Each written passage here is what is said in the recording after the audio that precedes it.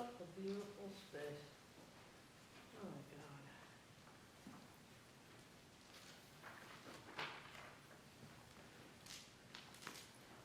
I'm suffocating.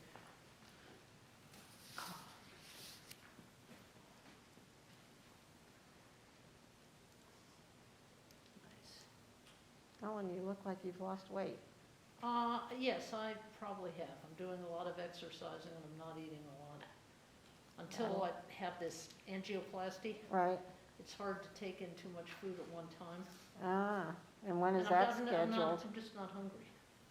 When is that going to happen? August 23rd. Oh, so you got another month to go. Yeah, yes. I mean, they don't seem to be particularly pressured to do this, so I'm not concerned. I have blood work and I've got a cardiac clearance I've got to get. So I've got everything, all the appointments lined up. But it'll be April, May, June, July, 4 months from the time I had the initial, the hospitals until this. So, okay, if you're not concerned, I'm not concerned.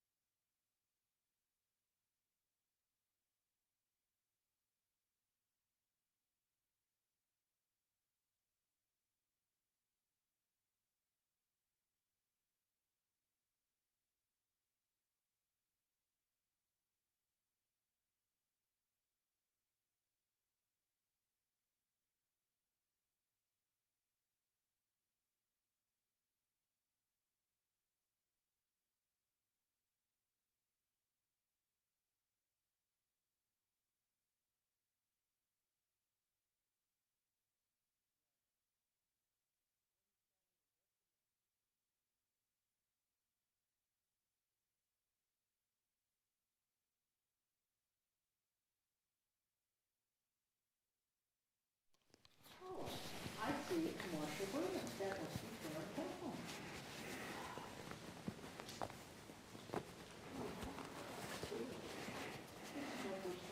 Look beautiful. Love it. Oh, beautiful. Isn't it wonderful?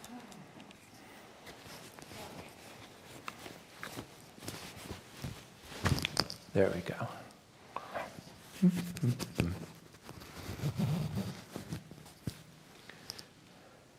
I'm kind of glad we didn't build a chapel way back when, because it wouldn't have looked like this. Wouldn't have been this nice. Oh, man. Beautiful. Absolutely beautiful. Test. Getting a little echo. Have a seat, please. We're about to... Hi guys, welcome. Hello?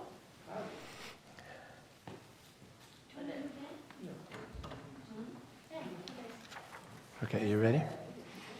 Okay. All right. Take off your mask.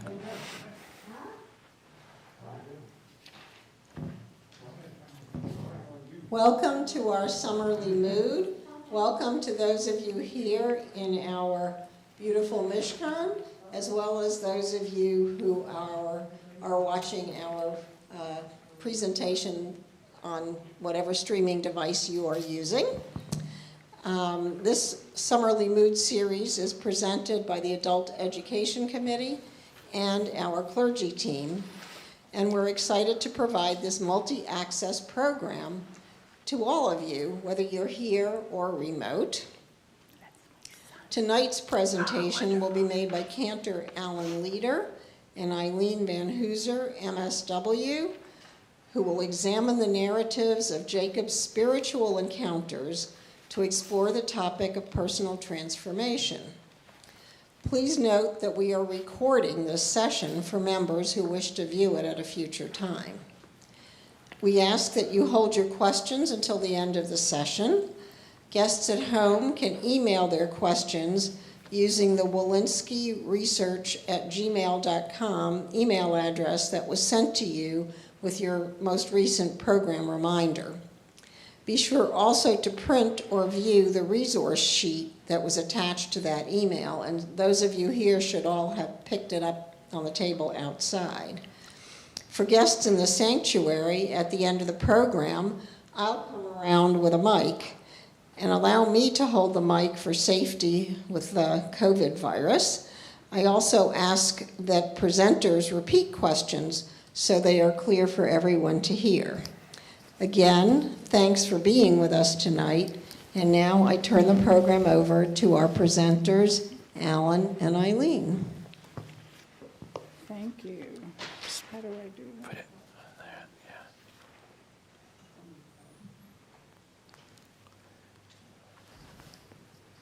Goes on this side. And this goes in your pocket.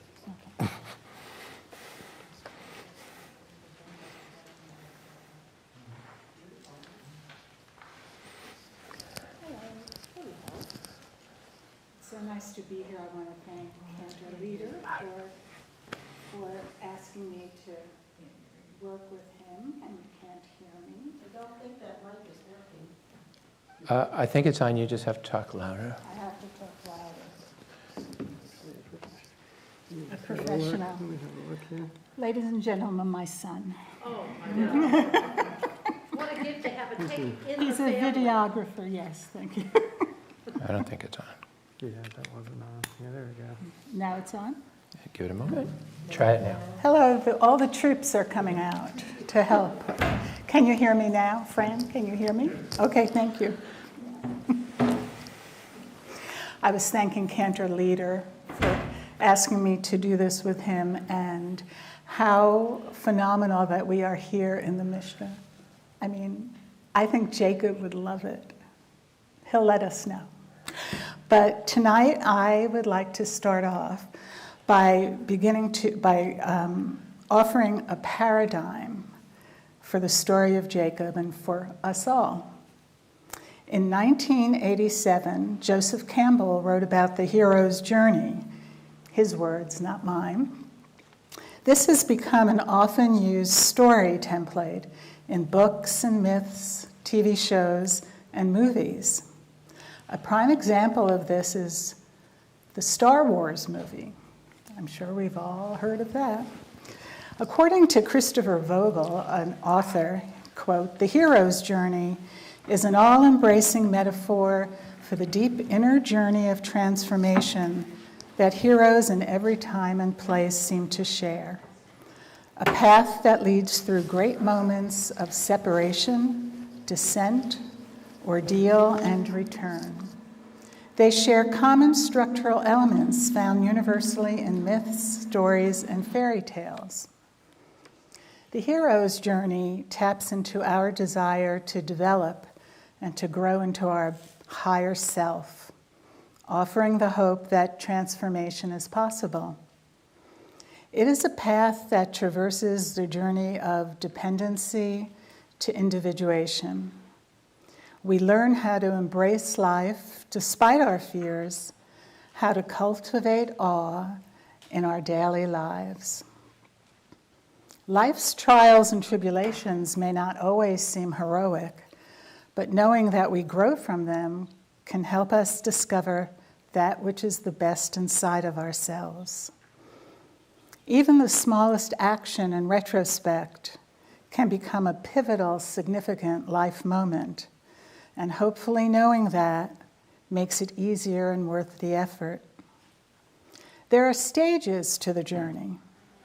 Initially, our hero or heroine live their lives in what is described as an ordinary or mundane world. During this phase, we learn details about the person, their true nature, their capabilities, and their outlook on life.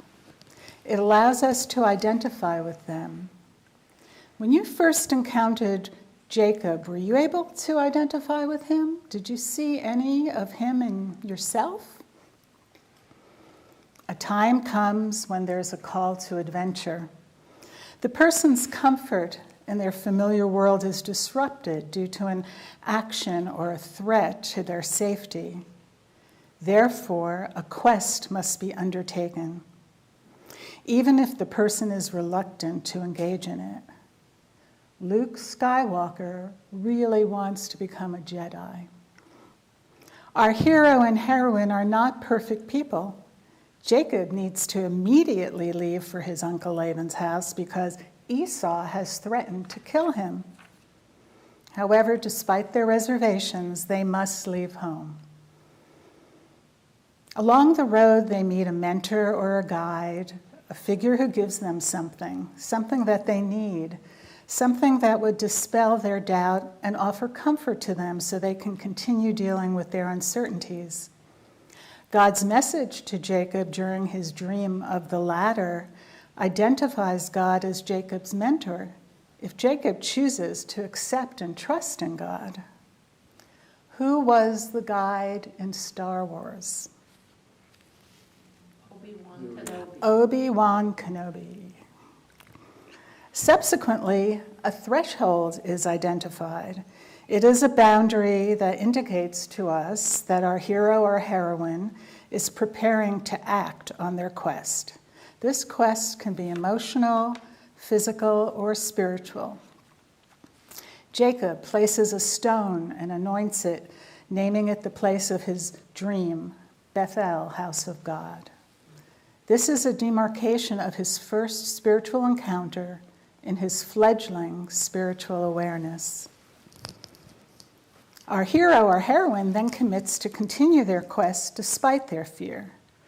Jacob does this with his conditional vow to God. If you provide me with this, then maybe I will take the covenant. He is full of reluctance. But the journey is full of many trials and tribulations that test our hero and heroine in many ways. Their responses to these events illustrate their level of growth. As they continue to work towards overcoming these obstacles, they learn more about themselves and their abilities. We see Jacob's growth while living with Laban. He shows delayed gratification when he is deceived and marries Leah instead of Rachel. He learns to love, to have a family, to be a parent, and he's successful with his flocks. He feels blessed. And in Star Wars, Luke works very hard preparing to face Darth Vader. At some point, the hero or heroine must return home, thereby having to take yet another leap of faith. Once again, they must leave the comfort of the familiar to return to face issues that they previously had avoided. For Jacob, this is initiated by hearing God's message telling him to return home, as well as his own realization that, indeed, it is time to leave Laban.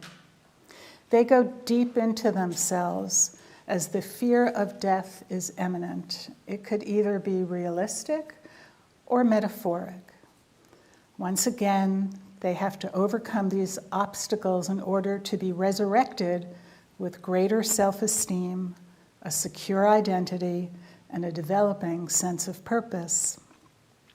This is illustrated by Jacob's wrestling with the angel at the river Jabbok, which he receives because he asks for a direct blessing, and he prevails throughout the wrestling ordeal.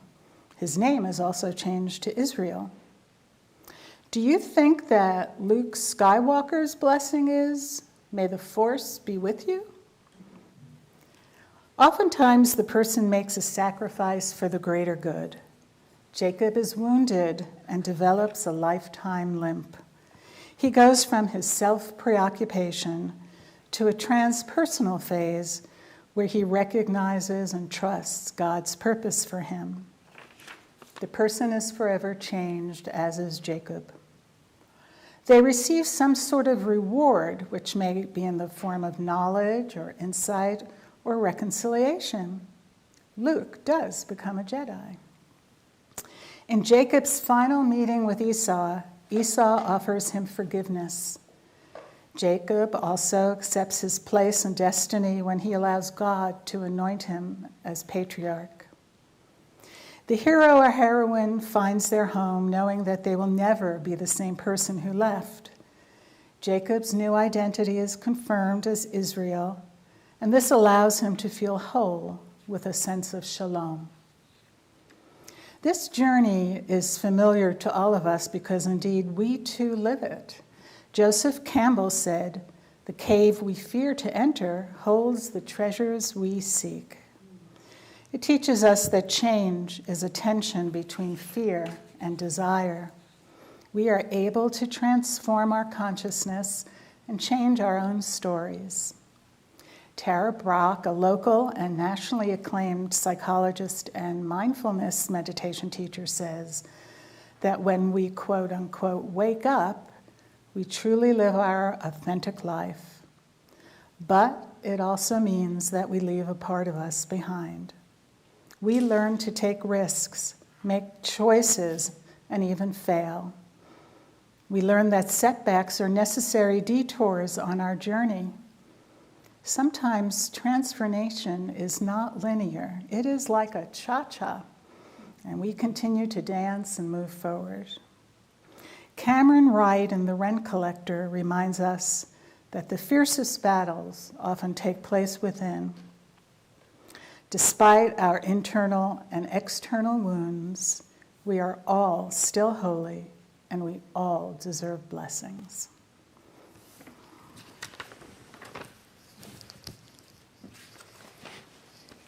Thanks. Wow, that could be the end, right?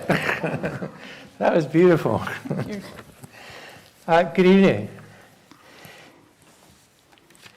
First of all, I want to thank Ilene because it has been a great, great joy working with her to prepare for tonight, and she's a wonderful partner. Now we're going to get into the details, and we'll go through the story and we'll see what happens. So if you'll take your sheet, this should feel like a continuing soap opera. It does to me, especially after the last two presentations, if you've been following the whole series. And tonight, for me, is very significant because I've encountered spiritual challenges and personal transformation in my own life. And so I can resonate a lot with this story. So as you know, we talked about sibling rivalry last week. Rabbi Sachs did a great job. And Jacob fears for his life. He's running away from home. He conspired with his mom, Rebecca. He stole the blessing. And so he's heading to his uncle's house, and he's on the road. So that takes us into our text. Jacob left Beersheba and set out for Haran. He came upon a certain place and stopped there for the night, for the sun had set. Taking one of the stones of that place, he put it under his head and lay down in that place. Does not sound very comfortable to me.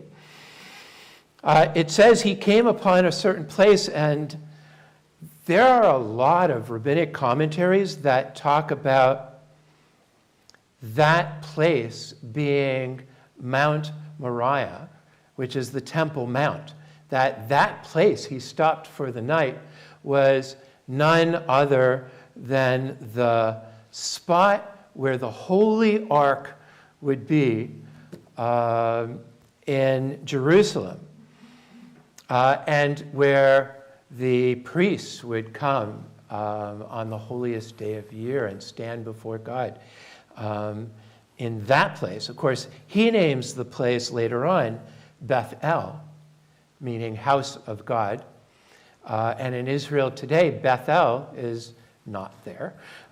It's a territory outside of Jerusalem. So there are differing opinions on what that place really was. And those who go with the Mount Moriah, Temple Mount narrative say that stone pillow became was part of the altar in the story of the binding of Isaac, which would also be the stone that's in the Al-Aqsa Mosque today. Going on, he had a dream. A stairway was set upon the ground, and its top reached the sky, and angels of God were going up and down it. Who knew one sentence could be so packed with what? First of all, I just want to mention, it's the Cantor in me, when it says he dreamed, the Torah trope actually is like he's falling asleep. It goes, Vayachalom, which is brilliant. And then he encounters this stairway. Was it a stairway? Was it a ladder? Was it stairway to heaven? Or was it a ramp? There are also differing opinions of what this symbol looked like. But it's pretty clearly understood that this is a symbol which comes out of our dreams, that it is some kind of connection between earth and the divine. And some say it's a higher soul that Jacob encountered within himself, this higher soul, or a spiritual connection with God. Maybe it's that connection from the temple altar to the divine. And of course, rabbis love to play gematria games. And so they figured out that the Hebrew word Sinai has the same numerical value as the Hebrew word sulam for ladder. Whatever. There's this cool tradition that I learned about, where Jews in Eastern Europe would actually bake ladders in their challahs on special occasions. Like, that's a tradition we should bring back, especially when we're preparing for a holiday that deals with reflection or encounter with God, that when we have our celebratory meal, that we braid a little ladder into our challahs. I thought that was a really cool custom. So then we got the whole angel issue. A lot of people go, angels? Angels in Judaism? What's the deal with that? Do we believe in angels?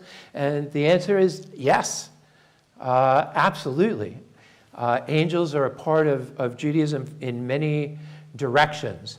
What you read about angels, or at least commentary on angels, is very different in Genesis than it is in the later books of the Bible, especially the prophets.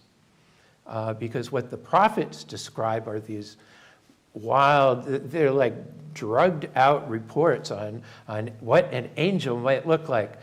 This angel had 6 wings, and the descriptions are vivid from Ezekiel and some of the other prophets. Here, it's understood that an angel is a messenger from God. That Abraham was visited by 3 angels, and each one had their own specific message to relay. So one was the archangel Raphael, who was supposed to heal Abraham from his bris at 90 years old. Another was to tell him about Sodom and Gomorrah. And another was supposed to tell him about Sarah's pregnancy. And so angels have a specific mission. So when the text says the angels of God were going up and down, that shouldn't be too much of a surprise, because if they're going up, then they finished their mission. They're off to get another assignment. But the angels don't talk. Jacob has no relation here with the angels. And here's what happens. Next verse. And the Lord was standing beside him, and God said, I am the Lord, the God of your father Abraham, the God of Isaac. The ground on which you are lying I will assign to you and to your offspring. So this is God's introduction to Jacob. Jacob has not had an encounter with God before this point. And how does God introduce God's self? The same way that God has introduced God's self with the other patriarchs and with Moses to come. It's a relational kind of connection. I am the God of your father. I'm connected to your family. I have this relationship with you guys. Long before God tells Moses that, I am what I am that I am, or gives God's 4-letter Hebrew name, God makes this relational connection. Going on, your descendants shall be as the dust of the earth. You shall spread out to the west, to the east, to the north, to the south. All the families of the earth shall bless themselves by you and your descendants. What's happening there is a simple repetition of the same covenant that God has already made with Abraham and with Isaac. Verse 15. Remember, I am with you. I will protect you wherever you go and will bring you back to this land. I will not leave you until I have done what I have promised you. Jacob needs this promise. He needs this reassurance. And so God is giving him what he needs. And then one of my favorite lines in the entire Bible, Jacob awakes from his sleep and said, surely the Lord is in this place, and I did not know it. Now, some rabbis like to say it was about the place. That's not the interpretation I tend to enjoy. I like the idea that God is always with us if we're only opening our eyes, if we're aware to God's presence with us, if we're open to that possibility. Surely God is in this place, and I did not know it. Shaken, he said, how awesome is this place? This is none other than the abode of God, and this is the gateway to heaven. Going on, early in the morning, Jacob took the stone that he had put under his head and set it up as a pillar and poured oil on top of it. This is how, in those days, we consecrated a special place. This is how priests became consecrated in time, but we also did it in terms of space. We have consecrated, or maybe our formal consecration hasn't yet happened, in this beautiful, beautiful Mishkan, this sanctuary. So Jacob named that site Beth-El. But previously, the city had been Luz.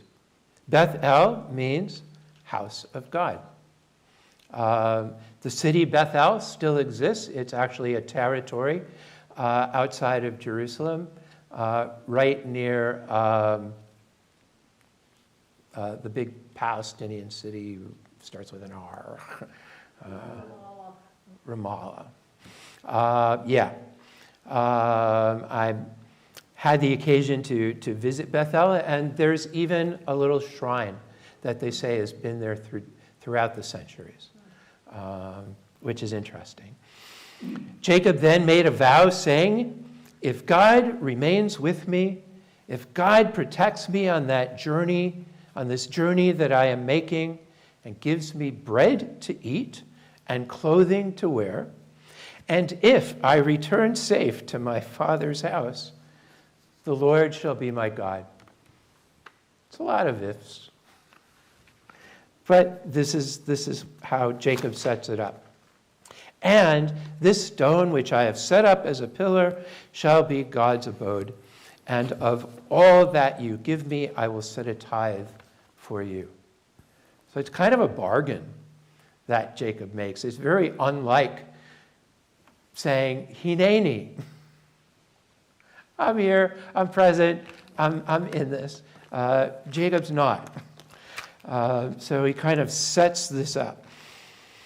I love this commentary by Rabbi Shefet Gold, who says, Jacob's journey is blessed at its outset with a dream and with a moment of awakening. In the dream, God shows Jacob the stairway that connects the realms of heaven and earth, and then gives him a promise. Through this blessing, we ourselves become that stairway, that connection, with our feet planted in the foundation of earth and our crowns open to the expanse of heaven. Through us, the divine flow pours down into the earthly realms. Through us, the pleasure and miseries of earthly existence are offered up to the divine expanse. We are this connection between heaven and earth. I love that kind of metaphor that Rabbi Gold sets up. Well, you can imagine that Jacob is pretty shaken up after this encounter. So here's what Jacob did. He went to visit his therapist.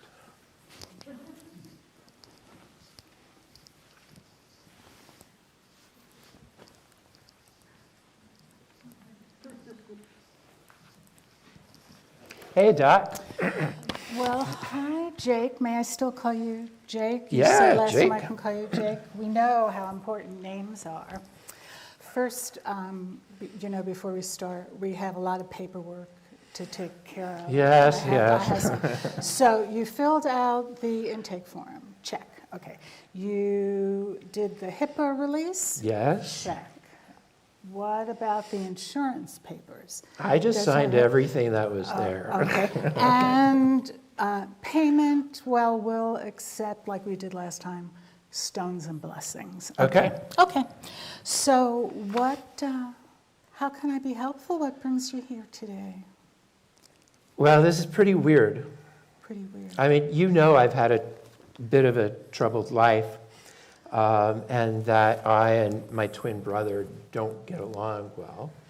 Oh. We've talked about You that. all know, I forgot to introduce. Oh. Did you sign the release of information?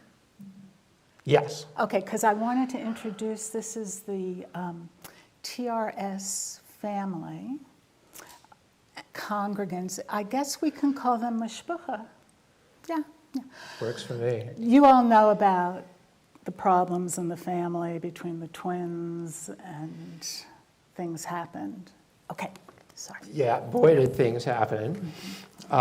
You heard about the whole birthright incident. Well, it's okay. We don't mind repetition. Rather not, but You've never really seemed to want to talk much about that. Well, yeah. Yeah. Okay. But it all came to a head, and my mom, Rebecca, helped me to deceive Esau and my father in order to get the blessing. And so we did that. Yes, we've learned a little bit about Oedipal type family dynamics. Yeah. Okay. Yeah. And, well, you can imagine Esau was pretty mad. And actually he vowed to kill me. And Mom said, maybe you should leave and go work for my uncle. Go work for your uncle. Your uncle. Yeah, her dad. And I thought that seemed prudent. Okay. So I didn't have time to like make a lot of arrangements and book hotel rooms or anything like that. So I was just on the road and slept for the night. Well, how has it been for you being alone and away from your family? You know, separation is such an important part of our growing up and developing. Yeah, well, I don't know how to describe it. I guess I would say I'm pretty anxious about the whole thing. Well, that would only be natural. How are you handling your anxiety? What are you doing to take care of yourself? Getting plenty of sleep. You suggested that. But something happened. Oh. Something big and weird happened to me. I need to tell you about that. So I was off the road sleeping for the night, and I had a dream. And I don't usually remember my dreams, but this was probably the wildest dream I've ever had. And maybe you have some insight. I hope you do. In this dream, there was this ladder going from the ground all the way to heaven.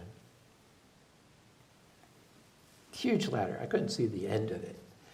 And on the ladder, going up and down, were angels. Okay. Now, I've never seen an angel before, but actually, I don't even know how I knew they were angels, but that's what I saw. I don't know what they were up to. But then I heard God's voice.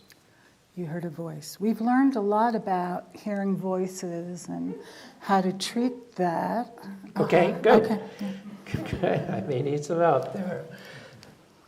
So I've heard stories from my grandpa, from my dad, about this covenant, this agreement that God has made with them, that they're starting a new people and that will multiply like the stars in the sky, grains of sand on the earth, spread out in all directions. So God made that same promise to me. Wow. Yeah, that's what I was thinking. And then I woke up. Then you woke up. Yeah. And I kind of made this deal. I don't know if it was really God, but I said, okay, if this is God. This is the voice. It was the voice, Okay. yeah. I said, well, seemed like an opportunity. If you're going to watch over me and protect me and guide me on my journey, bring me back home safely, then I'm in. Then, you know, I'll go along with this covenant. Did you get an answer? Did not. You did not. But I have to say, it was some kind of spiritual encounter. Like, I knew there was something deep and meaningful about what was happening, and it actually caused me to set up a little altar where I was and to consecrate that place. And I even renamed it. Oh. Yeah. What did you rename it? Oh, I called it, not a fancy name, I called it the House of God. Well, it sounds appropriate, but you know,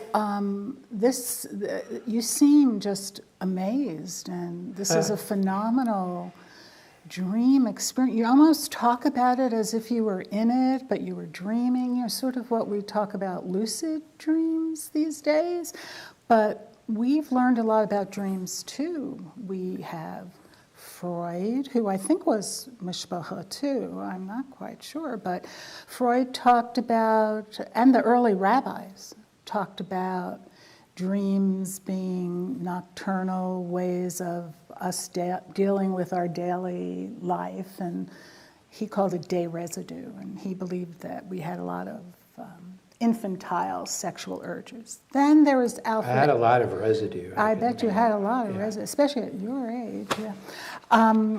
Then there was Alfred Adler, who told us that dreams, the meaning of dreams really is what they arouse in us. And then there was Carl Jung, who talked about archetypes and unconscious patterns that people all over the universe have. So I kind of go along with Adler, like, what did it arouse in you? What does it mean to you? Like, what Are you asking me that? I'm asking. Like, what do the ladders mean? I mean, this is ripe with metaphor and symbolism and reality. What, you've been so impressed. What does it mean to you? Something's happening to me, something important and profound that I've never really, I don't even know if I've believed in God. I kind of consider myself a spiritual person, but now it's more than that. What would you say? A lot of people say that. Yeah, what would you say now? What would I say now? You say it's more than that. I'm open to this idea of God being part of my life. That scares me too. Yes. It scares me and reassures me both at the same time. It's like, what does that mean? Do I have to do stuff? It's hard to make that commitment. You sound very ambivalent about it. Yeah, and I think God was looking for a commitment. I think I tried to that's define so, probably. Yeah, you know, Jake, you've shared in here that you've been a bargainer in many. I mean, you did bargain with Esau over the stew thing. Yeah. But it sounds like this touched you deeply, and you got a little glimpse of God, but also a little glimpse of the divinity inside of you. Do you think you'll let God be your guide? I'm open to that possibility. Yeah. I think that you're really allowing yourself to experience new things, and that surely will serve you well on your road, on your journey to Laban. Yeah. There's a lot of unknowns ahead. There's a lot of unknowns. Do you know Laban? No, but I've heard stories about him. I hear he's a nice guy. He's a nice guy. That's what my mom said. Oh, okay. Yeah, I hope that that's true. And you know, we have like less than 5 minutes. We're going to have to end soon. Okay. I'm sorry. Yeah, I tend to talk a lot. But anyways, you know, I wanted. I'm so glad you came, but I wanted to tell you what Jimi Hendrix had said once. He said, "This is true. Okay. This is true. I don't make these things I up." always believe you. Oh, thank you. I trust you. Oh, okay. May my voice go with you. Okay. Jimi Hendrix said, "May your dreams from your past become your realities of your future." So that's what I wish for you. And you know, the door is open anytime. Thank you. Okay. Thank you. I'm glad. Good travels. Safe travels. All right. Thank you. Okay. Be well. Bye. Watch my cord. Okay.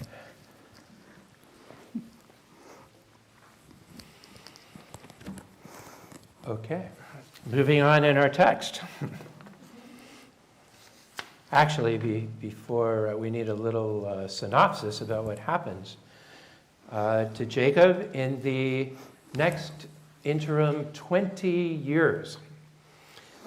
Maybe Rabbi Schwartzman will be talking a little bit about this because she's going to be talking about Jacob and his relationships to his 2 wives and others. And that ought to be very interesting for next week. So here's what happens.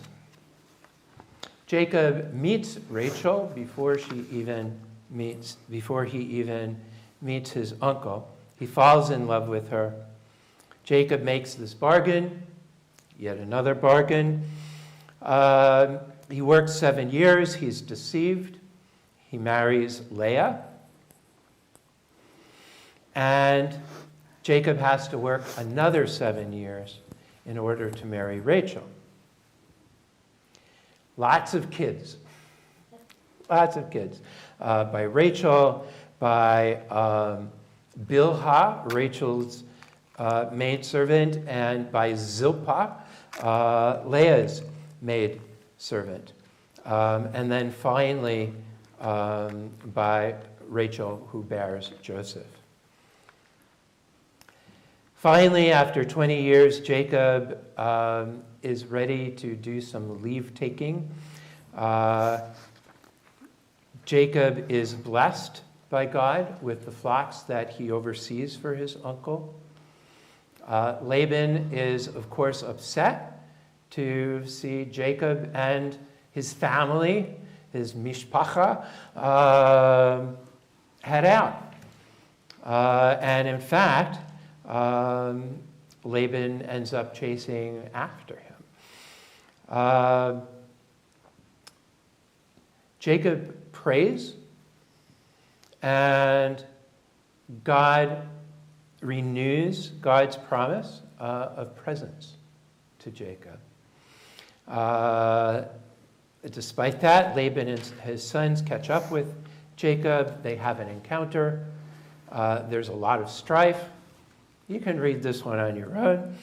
But they come to an agreement. There's a covenant that is made. And Laban knows that Jacob has been blessed by God. And finally, they part. So Jacob, on his way back, sends messengers to Esau to relay his success and his wealth, because he hears that Esau is heading to him with 400 men. There's no explanation in the text about what that 400 men mean. It's just a message that he's got. Your brother's approaching with 400 men. So Jacob, out of fear, divides his camp, or maybe out of sensible responsibility, divides his camp so that at least half will be protected. They'll be in different places. Jacob again prays to God for protection. Jacob prepares a sizable present for Esau with all kinds of herds and sends them ahead. And then Jacob passes over the river, the ford of the Jabbok River, with his wife, children, and their handmaids. And then the text says that Jacob is left alone. And this is where we dive back into our text on the text sheet on page 3. And we're at verse 25. Jacob was left alone, and a man wrestled with him until the break of dawn. You know, you think this is such a big, important story in the Torah, and it's very concise in its wording. There's not a lot here. Not that the rabbis haven't had a lot to say about it. So first of all, the Hebrew word for what Jacob wrestles, it says, Vayeavek ish. He wrestles with an ish. Ish is usually the term for man, a person. But we don't know. We don't know what it really means. There are endless commentaries and books on who this person was. Was it a man? Was it an angel? Was it wrestling with himself? Was it Esau that he actually wrestled with? And we don't know. So I added a couple commentaries that I thought were interesting. Rashi in the 11th century says that the Ish was Esau's guardian angel, Michael, or in Hebrew, Michael. There's a prayer that's traditional when we go to sleep at night, where we invoke the 4 guardian angels, Michael, Gabriel, Uriel, and Raphael, to surround and protect us at night. I've made that part of my practice. I find it incredibly comforting. But what Rashi says is, to wrestle is to be engaged, to be fully involved. I thought this was a brilliant insight. Conflict requires that we turn fully to face the challenge before us. This has not been Jacob's way. There are challenges that come from the outside. There are challenges that come from within. The depth of all challenges are rooted in our innermost selves. The Ish can be Jacob's own shadow self. In the past, he has tricked others to get what he wants, or has allowed himself to be tricked. His response to being the trickster or being played the fool has been to run away, to flee from his responsibilities and from Jacob's shadow self. Wrestling with the Ish is the pinnacle of Jacob's story. This is the conflict that leaves him changed forever, with both a limp and a blessing. The two are intertwined. And Radak, 12th century rabbi commentator, says it was an angel. It was the angel Gabriel, described as the Ish par excellence in the book of Daniel. And towards the end it says, if Jacob could prevail over an angel, surely he had no reason to be afraid of an encounter with someone like Esau. That was a brilliant insight. The fact that the struggle lasted until daybreak was an allusion to Jacob, that after a period of night, problems, adversity, there would come a period of light, peace and prosperity coupled with security. Verse 26, when he saw that he had not prevailed against him, he wrenched Jacob's hip at its socket, so that the socket of his hip was strained, and he wrestled with him. And then he said, let me go, for dawn is breaking. But Jacob answered, I will not let you go unless you bless me. Wow. So a couple more commentaries. From the Talmud, Rabbi Hananiah says, the Holy One, blessed be he, said to the angel, he's coming against you, and he has 5 charms in his hand. This is talking about Jacob's power. He had his own merit. He had the merit of his father. He had the merit of his mother, the merit of his grandfather, and the merit of his grandmother. God says, measure yourself and see if you can stand even against his merit. Immediately, and he saw that he could not overcome him. It's like, why couldn't the angel just have beaten down Jacob? So here's one explanation for that. The Talmud says, Jacob said to the angel, are you a thief, or are you a gambler who's afraid of dawn? Like, Jacob doesn't understand why this being has to leave. The angel said to him, I am an angel, and from the day I was created, my time to recite a song before God has not arrived until now. Now I must ascend so that I can sing songs of praise to God. It's a beautiful idea. And what the commentary is actually referring to are our daily prayers, where we quote the prophet who said, the angels called to one another, Kadosh, Kadosh, Kadosh, holy, holy, holy is the Lord of hosts. The fullness of the whole earth is God's glory. So that this angel had to go back to be able to sing those words in the daily service. Another really cool insight. Going back to the text, said the other, what is your name? He replied, Jacob. Said he, "Your name shall no longer be Jacob, but Israel. For you have striven with beings divine and human and have prevailed." And that is the meaning of the word Yisrael. Yisra, struggle, El, God. You've struggled with God. We're God wrestlers, say our modern commentators, and Harold Kushner. That's who we are as a people.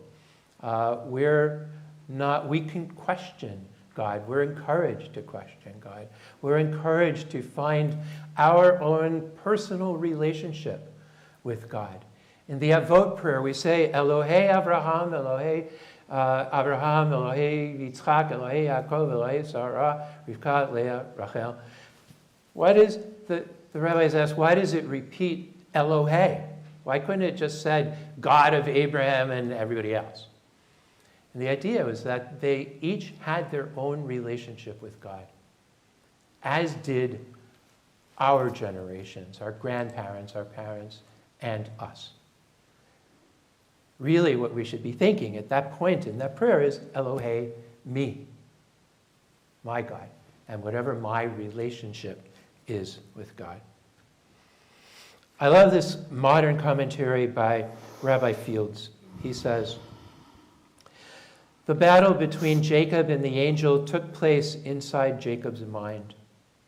He could not meet his brother Esau without wrestling with the guilt that he felt about stealing both his birthright and blessing. All his successes were tarnished by his feelings of having taken what did not belong to him. He had to struggle with what he had done, and he had to repent. He needed to admit that Esau had been cheated. He had to become a different person, a person who cared about his brother. The battle was himself. Jacob struggled to become a better, more honest, fair, and just human being." So you can imagine that this was an opportune moment before returning home and after this wacky encounter that Jacob decided to visit his therapist.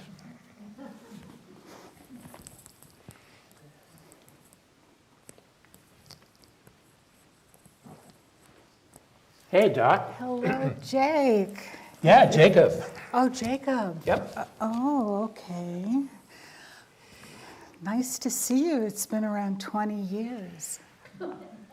It has been a long time. Yeah. I really appreciate you making this appointment for me because of course. this is a pretty tense time in my life. Oh, okay. Yeah. How come?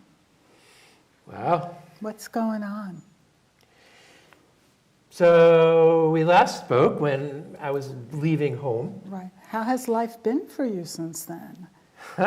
You made it to Laban's. I did. And overall, Yeah. I've been blessed.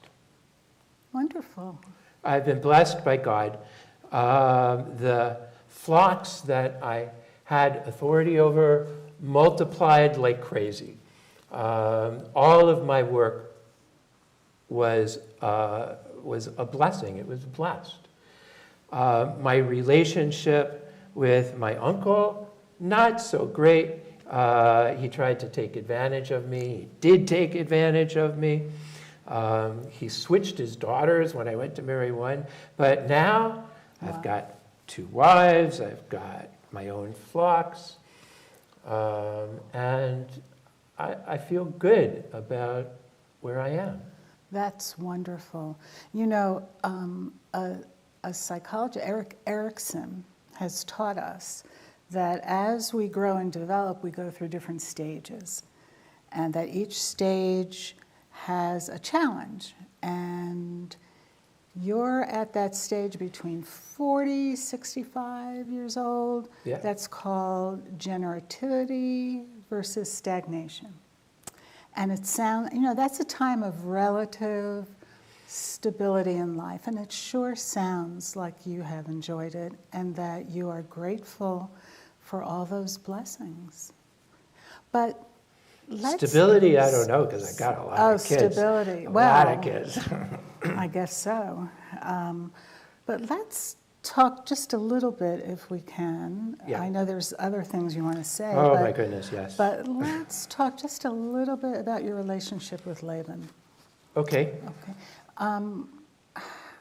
Was he a role model for you, or? Maybe at the beginning. Yeah. I mean, he's a farm owner and a relative, and I wanted to be able to trust him. So I looked to him for guidance until I felt like I was on my own 2 feet a little bit more. I don't know if I'd call him a real role model. Not a role model. But, No. you know, that brings to mind that since you left home, one of the big challenges of that time of your life is really finding out who you are separate from your family. And Freud would call, perhaps, your relationship with Laban part of what he described as a repetition compulsion. And that's when some of our childhood wounds are relived in present everyday relationships. So, Yes. we know, unfortunately, bing, that Isaac, your dad, he was kind of aloof from you because of his own problems, through no fault of your own, at least. You know, he had issues, as you've said. Yeah. We're not going there. We're not going there. But you've always, it's only human to kind of hunger for a father-son relationship, so the repetition compulsion would come into play with kind of hoping that maybe you'd get those needs met with Laban. And I would say the hope was there. the hope was there, but Yes. the reality, because of Laban and because of the situation. So it goes back, it goes around and around. And the Buddhists call that getting stuck on the great wheel of life. We call it Thurs. So you had a lot of Thurs with that. But when you learn that you are worthy and valuable and deserving of love, no matter what, you will be more in a position to not allow for the mistreatment of father figures. And you might even be more open to taking what God has to offer you. Do you think? Yeah, 100%. First of all, Okay. I like this great wheel of life idea. You know, deception was part of my youth, and here it comes back again. Yeah. So yes, and I finally reached the point where I said, it's time to leave and live my own life. Sounds you were ready for your own autonomy. Yeah. You really were ready to, you found your identity, you've decided to be your own person, and now you also had responsibilities. How many children? And wives and 12 sons 12 and one sons daughter. and one daughter. That's too many boys. And a lot of boys and flocks, and it sounds like you did really well, and you feel responsible for them, so you left. I have a favorite, but maybe we can talk about that another Right. time. Remember, so remember, the repetition compulsion can go on through generations. Okay. Yeah, something about Isaac having a favorite and Rebecca having a favorite. Yeah, Rings yeah. bells. Yeah. But how are you feeling about meeting Esau? Well, that's why I'm here. Okay. Esau is on his way. Okay. So we're going to meet each other. I think that's become pretty clear. My servant said that Esau is coming with 400 men. 400 men, like, what can that be? Like, I don't think it's the welcome wagon. It sounds like an army to me. It sounds like, what's that word you used? Saurus. Saurus. Yeah, Saurus. yeah. I mean, maybe it's just a show of strength, but I don't like it. Of course not. So? And being anxious and having this anticipatory anxiety is only natural, but you remember, you know this. I know you know. You can't control Esau. You can only control your behavior. And No, I have learned that lesson to some degree. Okay. I just like to make sure things lined up as well as they could. I sent a lot of gifts to him, especially since I'm so blessed. Like, I don't mind doing that. So I sent him a lot of my flocks ahead of time. I thought, well, maybe that'll make him a little more open to a positive encounter. Well, when we feel guilt, and you've been carrying guilt along with you forever, since you left home, since those incidents, and it's not unusual for people to want to find forgiveness or make amends with the person they've hurt. We want recognition. You want some recognition from Esau. Yeah. I would like that. And you sure sound a little worried about it, but you've had some experience you were hinting at also. Yeah. Yeah. Well, so I've had a couple more what I would call spiritual encounters with God, like saying prayers, hearing God's promise again that God will be with me. Like, I believe that. You do? Oh, yeah. Wow. And it's actually reassuring. How did you come? Last time we spoke, you were like bargaining, and now you're a believer. I forgot all about that. You forgot that. Yeah. If you give me this, then I'll do this.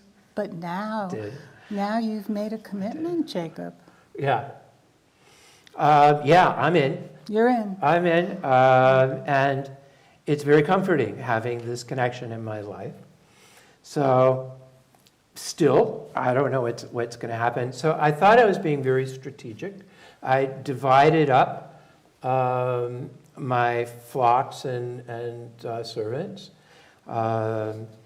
and took my family across the Jabbok River, and they were all nicely resting for the night. Of course, I'm a little anxious because I know, like, it could be the next day that Jacob and I meet up, or Esau and I meet up.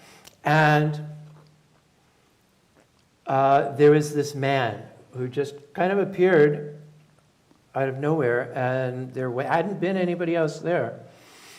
And he seemed aggressive to me, and we wrestled.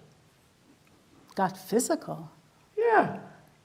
Now, I'm not the ruddy physical one in the family, but sometimes you gotta step up. And I did. I'm also a lot stronger. I've been, out in the fields with the flocks and throwing my kids in the air and all of that. So physically, I'm a little more able. And we wrestled the entire night. Sounds exhausting.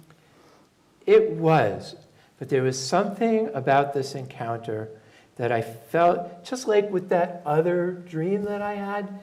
This was not a dream, but there was something about that encounter that I knew was spiritual in essence.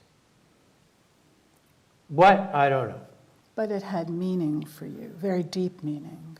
This was important. Yes. Yes, and I would not let go. One of those Kodak moments. Whatever that means, yes. So the sun's beginning to rise, it's dawn, and this being, this person, this angel, this whatever it was, said, "You need to let me go." And I said, opportunity. So I said, well, I'm not going to let you go unless you give me a blessing. And he did. And I think it was a pretty profound blessing. He changed my name. Really? Yeah. What? People don't What just is do your that. name? The name is Israel. Israel. I'm having new cards printed up. That's so. Shall we call you Israel now? Well, I don't know if I'm that Shall used to I it. call you Israel now? No. Maybe you should try it once in a while. I'll Okay. see how it goes. Okay. It takes, name changes, and names, they're so part of our identity and how our family and people perceive us. It's so meaningful when it changes. Well, I mean, we believe very, very strongly that a name is a reflection of who you are. That's right. I don't know Jacob, what you people that think name, about yeah, that. Yeah, Yeah, heal. Yeah. Like, really? really. You could have given me a better name. That gave you lots of heartache in your earlier days. Well, yeah. I often wondered, they said you were holding on to Esau's heel, trying to pull him back. I kind of thought, being a twin, that maybe you were holding on and like, don't leave me in here. But that's just what I was thinking. I don't remember. Yeah, I know what people have said, but... I imagine not. But, do you remember when we spoke about Carl Jung, when we were talking about dreams and archetypes? Well, he talked about the shadow, and that's parts of ourselves that we put behind us, parts that we don't really want to look at or that we don't like so well, even though our shadow could really help us. And it sounds to me that another aspect of this is that perhaps you were wrestling with your shadow. You were wrestling with part of yourself that you were trying to, because if we don't understand our shadow and if we don't know how to monitor it, we don't want our shadow to monitor us. We want to be in charge of it. But it sounds like during that night at the job, it sounds like you were very scared of being killed by Esau, and that that you still are, but that it was what we call now a dark night of the soul. And when people go through that, oftentimes they feel like they have no more resources and they just have to reach out, and it might be to God or to nature or something larger than themselves to get through. And it sounds like you reached out to God. A dark night of the soul. A dark night of the I soul. like that, and Yeah. yes, this was certainly that. I'm definitely feeling better. Yeah. At least more confident about this encounter. I'm still a little scared because I don't know what's going to happen. Of course.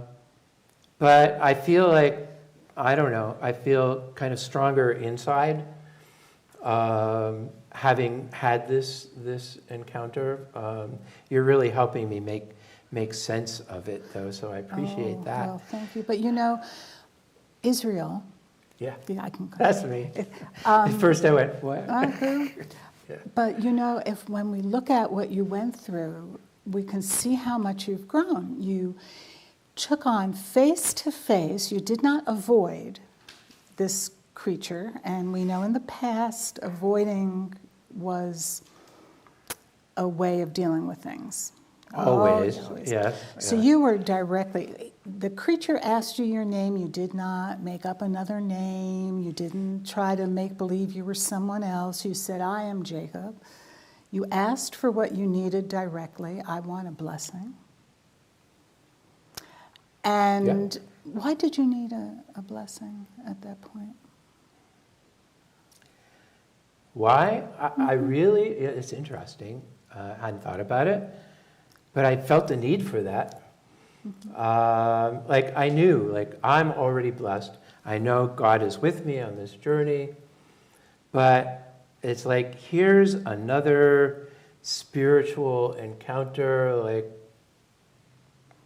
It just seemed like the right thing to ask for. There was a yearning there, something that you needed. That's a good way to And put I it. know our time gets limited. The clock has wings, my God.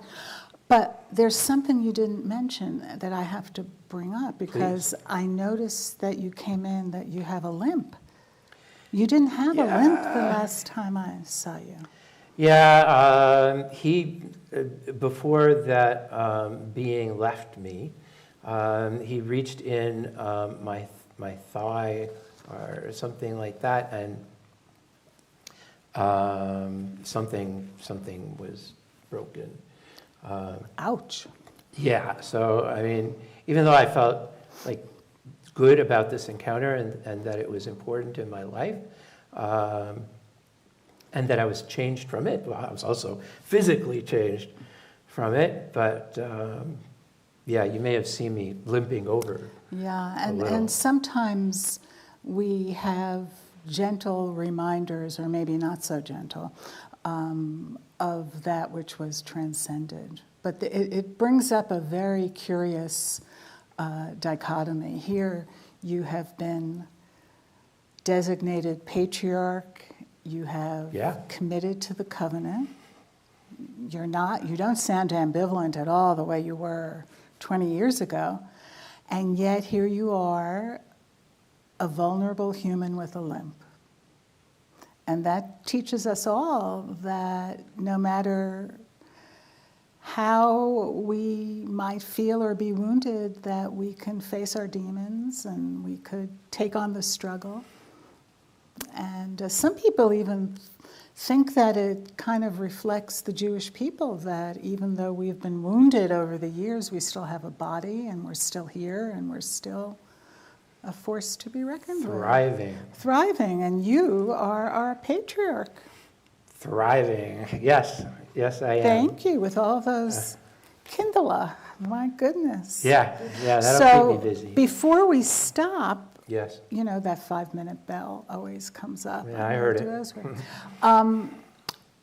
How do you feel, and what do you hope will happen in the near future, because you will be meeting Esau? And have you allowed yourself to forgive yourself about Esau in all of this? I don't know. Okay. That's a great question, and I will give that some thought. Okay. I'm feeling a little tentative about the encounter, and a little scared. But I also feel like I'm pretty much as prepared as I can be, and not like militarily prepared, but personally prepared to have this meeting. I'm hopeful about what it can be. You do sound hopeful. Yeah. You do, and I wish you all the best when you meet Thanks, Doc. Esau. Yeah, I'll the door hopefully remains come open back. still, Yeah. yes. All right, thank you. Okay. So before we entertain questions and comments, I believe, wait, Ilene, did you have some summary thoughts? I don't remember actually. We have them written on the... so we can just go right to questions. Okay. So let me tell you what's on your sheets, because I doubt we'll have time. But there are bonus, it's like a door prize. There are 4 thoughts for personal reflection. And there are these amazing quotes that Ilene has put together that I still want to go back and reread and use for reflection. If you're thinking about what to do for the upcoming month of Elul, these are beautiful questions to reflect on as we approach the High Holy Days. So thank you for assembling those. That's awesome. So let's go with questions, thoughts, comments from all of you wonderful people at home and from all of you wonderful people here. Let me go first over here, and then I'll have to pick up my phone to see what questions may have been sent in. So I want to go back to, this is the conflict that leaves him changed forever, with both a limp and a blessing. The two are intertwined. And since we know that in our struggles with God, we're able to create our own relationship and interpret things as they are meaningful to us, I'm wondering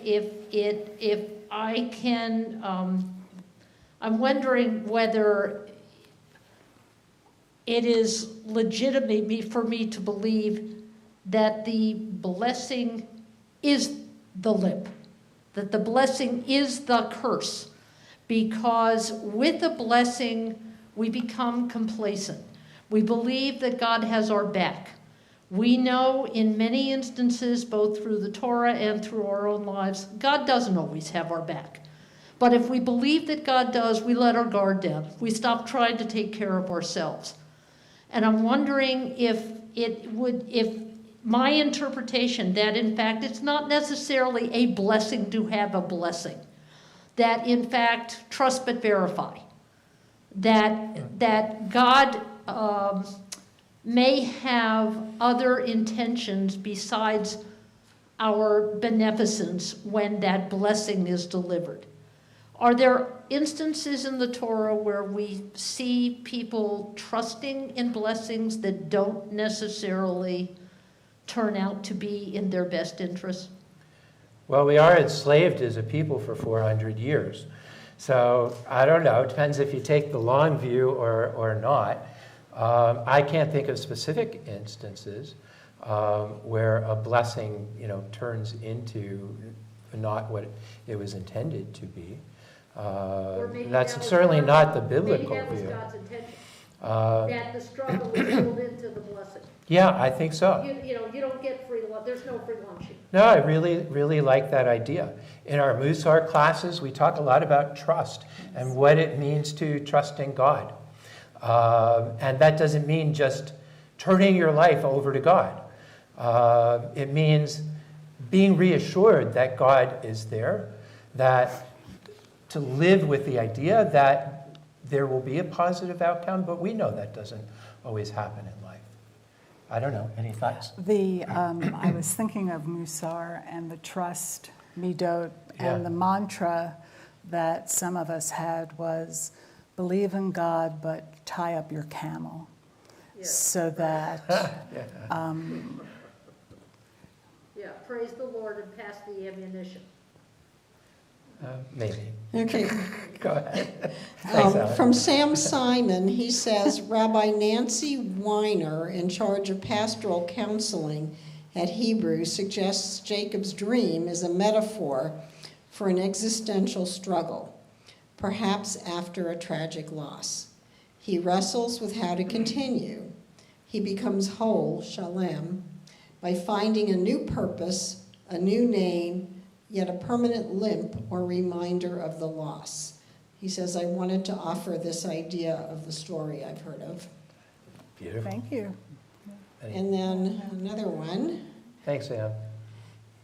Okay, anybody here have something? Okay, and then I'll read the other one. You're going to hold, oh, that's right. I have to leave my mask on. Yeah. First of all, Eileen, that was just lovely. The therapy thing was wonderful. And had I ever had you as a therapist, I know I would have felt much better after, because your voice is so beautiful and so nice. She's very calming, yeah. Yeah, And the so- therapy sessions, I've got to give all the credit to Eileen on the first day that we met to really talk about this. She said something about doing that, and I was like, yes, not only is it a great idea, but we have to do it. Yeah. It was wonderful. Thank you, Now, Rita. I have a different point of view of this story, being of a different religion. But I was raised in a parochial school, and I loved all the Bible stories. And I also had a beautiful book that I still have to this day, over 50 years old, that showed a depiction of Jacob. And looking at the ladder, and it truly went into the heavens, and the angels were coming and going. Now, as I recall, this was many moons ago, of course, our interpretation was that, as you said, he was the father, became the patriarch, with all his relatives coming and going. That was our interpretation. Oh. Well, one, as I recall. But, yeah. Lovely. I always love hearing these stories. Yeah. Of this interpretation. A vision of future generations. I love that. What a beautiful image, Rita. Thank you. Okay, from Jenny Apter. Is Jacob's not letting go with the man he wrestles with connected to his not letting go of Esau's heel? Was that wrestling too? Wow, that's an interesting parallel. I don't think of it that way, but I see how that connection can be easily made. I think he's at a point in his own personal transformation where he's not going to let go at this point in his life where he has in the past. But I love the parallel. Mm-hmm.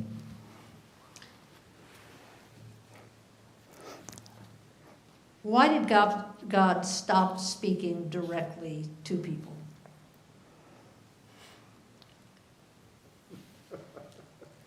Has God stopped speaking directly Thank to you. people? That would have been my answer too. In biblical literature, Oh. why are there no instances after Moses, if I'm correct, where there is a direct communication between God and a human being? I take all of this as metaphor, personally. But I don't believe that God stops talking to us. I do believe that God does talk to us. In this way, no. Yeah, no, I'm not talking about prayer. I get prayer, personal communication. Yes. But we have no recorded instances in our biblical lore, in our literature, in our teaching tools that tell us that God had a direct relationship with a human being, in which there was recorded conversation. Past the time of the prophets. That is correct. Yeah. It doesn't look like there were any more comments from our viewers. Okay. Does anybody else have a comment here? I just wanted to add, like, that doesn't mean that there aren't prophets today and that doesn't happen. Who knows? I get that part. Yeah. If we hear God, that's great. Did That's God great. talk to Martin Luther King? Maybe God did. I don't know. I'm just talking about the biblical lore. Yeah. The stories that we were handed down that say these are our archive treasures. Right. We don't read that. Just wondering if there's a reason why that didn't get written into the book. Yeah, I think it's a good question, but it's the wrong question. Because the real question is, what can we learn from this? And how can it affect our lives? And it's not about, like, did this really happen or not? Well, I want to thank both Alan and Ilene. This was the most creative way that I think we have seen the explication of any biblical story. Thank you. And that was delightful and educational.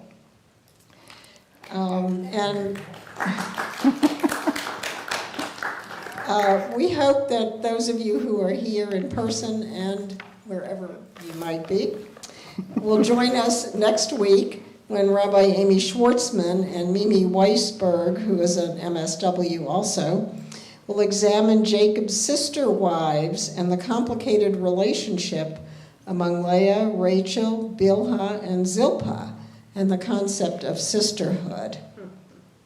That'll be interesting. So we hope to see all of you again next week. Thank you, Carol, for hosting tonight. And thank you all for coming. Okay. Have a good night.